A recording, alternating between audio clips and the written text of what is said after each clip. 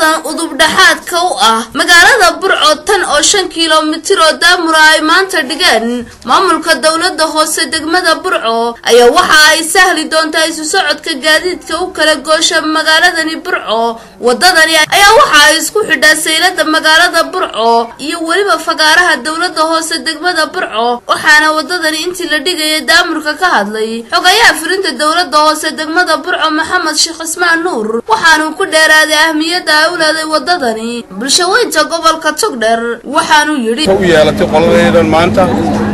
maamulka dawladda iyo golaha deegaanka inaanu dib habeen ku sameeyno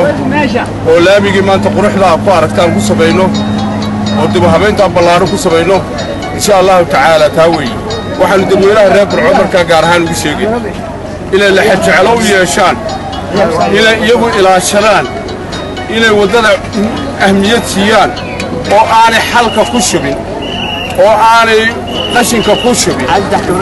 oo ay ka ilaaliyaan wixii nadaafad darra wadada quruxda leh arkaysaan. Burco waa magaalo madaxdii labaad ee Jamhuuriyadda Soomaaliland, marka waxa weeye maadaama ay doonayaan quruxdeeda kor u qaado dadweynaha waxaanu ku codsanaynaa inay nala ilaaliyaan.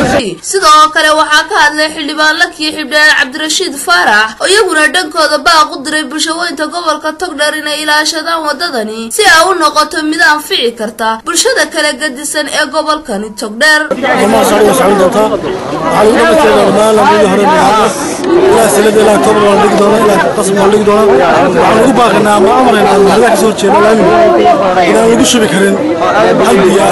dadka dadweynaha wadada ilaashada biyaha ka ilaashada xashiishka ka ilaashada qofka xumeynaya ka ilaashada askari. ugu dambeyntii waxaanu dareenkooda weydiinay qaar ka mid ah bulshada gobolka Togdheer oo iyagu ku sugnaa wadadani daamurka la dhigay, waxaana ay si isku mid ah u soo dhaweeyeen wadadani maanta ay hirgelisay dawladda hoose degmada Burco. bedikada horumarinta aad iyo aad baan ugu faraxsanahay, waana dawladdu ku mahadsantahay. oo Burco qaadan